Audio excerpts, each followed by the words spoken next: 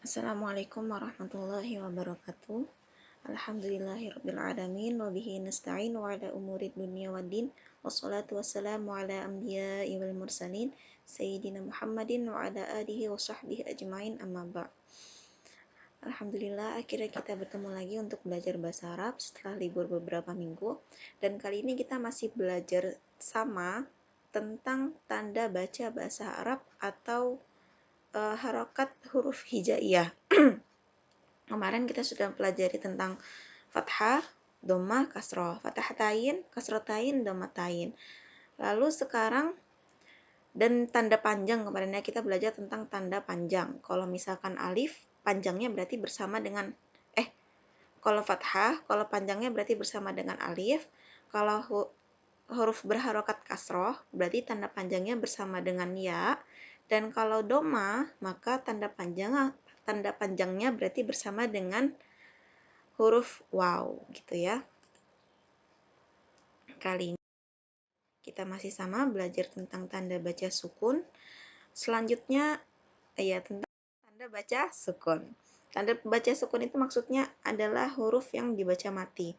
Dan huruf ini dan harokat sukun ini tidak akan bisa dibaca jika tidak ada temannya sebelumnya.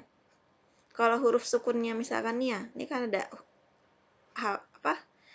huruf berharokat fathah dan huruf berharokat sukun. Kalau misalkan tidak ada ininya, maka hurufnya nggak akan bisa dibaca kan ya? Gimana cara baca huruf sukun? Nggak bisa kan? Kecuali ada teman sebelumnya. Ada seperti harokat fathah sebelumnya gitu ya. Nah ini ya. Harokat yang mengawali sukun, karena itu untuk huruf sukun harus ada huruf yang mengawalinya. Dan huruf yang mengawalinya nih bisa jadi dia berharokat dhammah atau kasroh ataupun fathah. Ada 3 ya.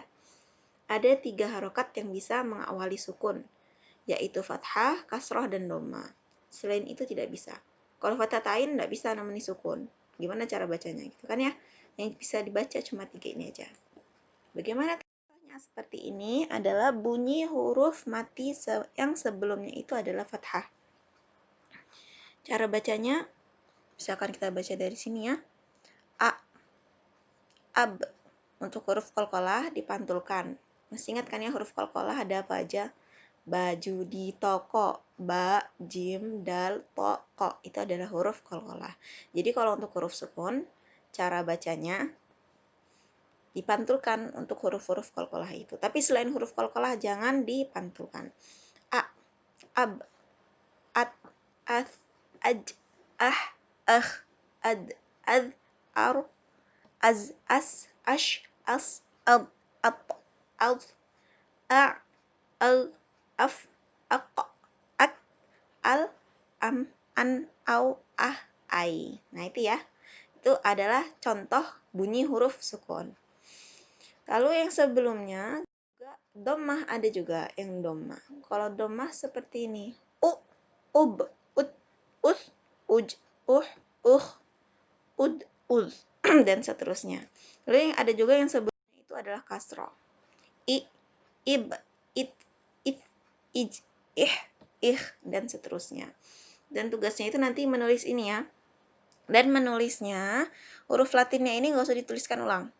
Tulis huruf Arabnya aja. Dan sesuai dengan garis seperti yang Ustazah ajarkan biasanya. Nanti panduan tentang garisnya tuh Ustazah taruh lagi di bagian belakang sebelum tugas. Lalu selain itu, kita juga mempelajari tentang double huruf.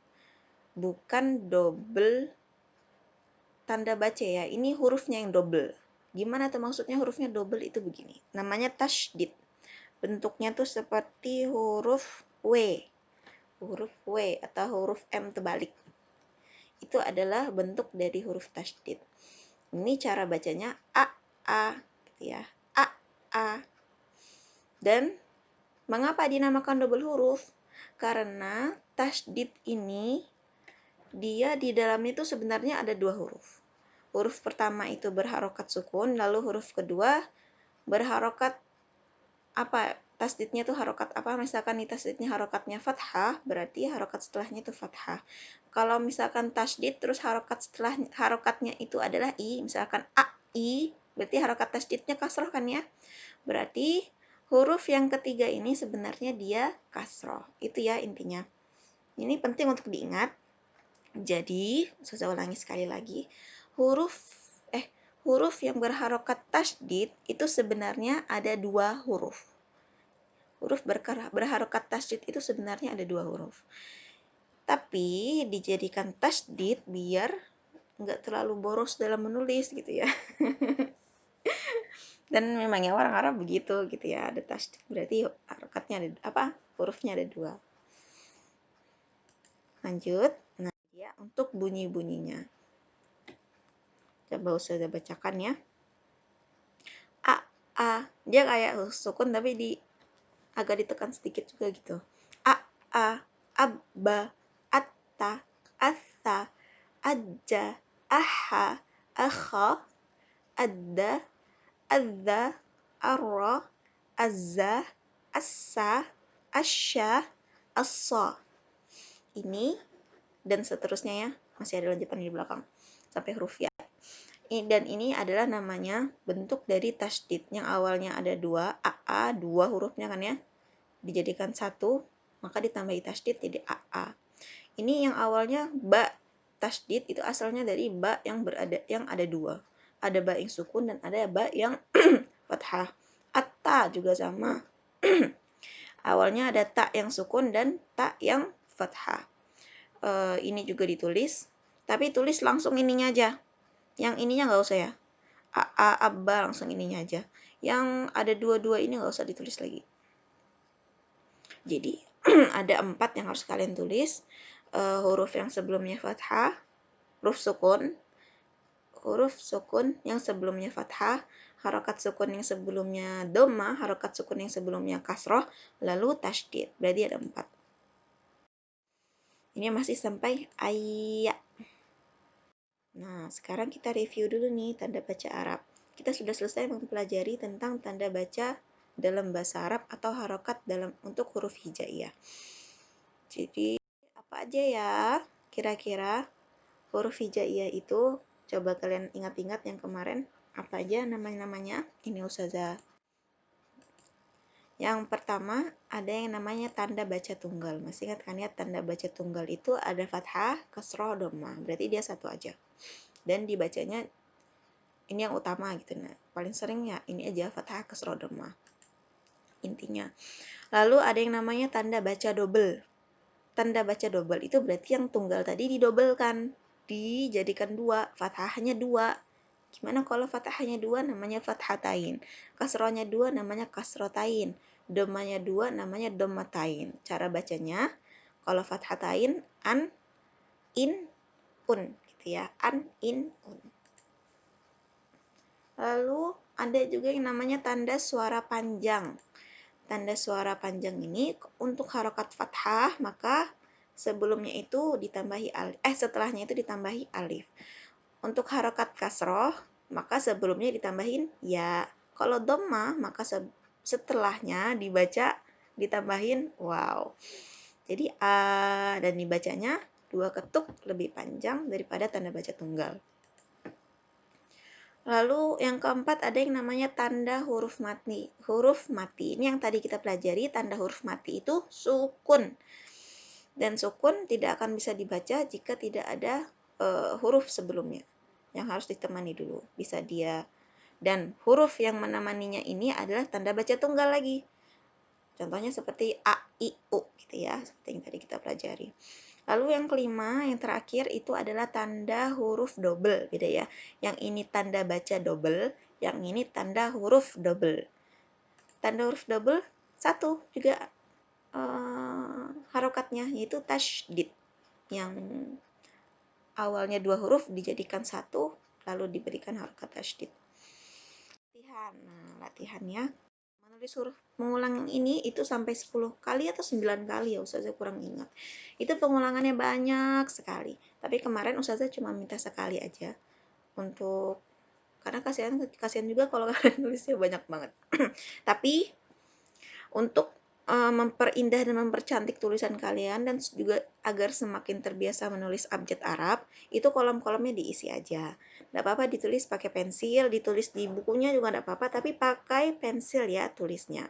Diisi semuanya. Ada yang gabung-gabungan juga, misalkan fathah digabung sama fathatain gitu ya. Kasrah digabung sama kasrotain. Ada itu gabung-gabungannya seperti itu. Dan begitu kita selesai mempelajari huruf tasydid ini, itu sudah hampir setengah buku kita pelajari. Jadi sampai situ saja pelajaran kita hari ini. Jika ada yang ditanyakan, oh iya ya, Ustazah mau kasih tahu juga, apa sih? Ternyata chat private kan ada ya di Google Classroom itu kayak chat private ke Ustazah. Ustazah kayak balasnya lewat file tugas kalian, ngechat kalian, terus kalian balas lagi di chat private tugas itu, ya kan? Ada kan ya? Nah, tetapi chat private itu ternyata tidak efektif untuk Ustazah. Kenapa? Karena mungkin kalian ada yang sadar ada beberapa yang nggak Ustazah balas ya. Sebenarnya bukan Ustazah nggak mau balas, cuman bingung gitu loh. Misalkan nih ya, ada beberapa dari kalian yang menchat Ustazah atau dari kelas-kelas lain, dari kelas 11 ataupun kelas 12 menchat Ustazah kan lewat itu. Lalu muncul tuh notifikasi di HP Ustazah. Tapi notifikasinya itu gabung semuanya. Misalkan nih, yang menchat Ustazah Safira, misalkan ya Safira and other 8 orang lainnya gitu, misalkan other 10 orang lainnya. Dia langsung gabung begitu. Jadi yang Ustazah tahu ngechat Ustazah tuh cuma Safira aja. Begitu Ustazah klik notifikasi itu, maka muncul kotak tugas dengan nama kalian semua. Ustazah bingung dong. Dia tadi cuma nuliskan order, terus siapa tadi yang ngechat Ustazah? Terus Ustazah kadang harus ngeliatin satu-satu sampai ke bawah siapa yang sudah menchat Ustazah. Dan kadang itu yang memakan waktu lama. Karena ya itulah. Jadi menurut Ustazah chat private melalui Google Classroom itu tidak efektif, atau mungkin Ustazah caranya salah atau gimana.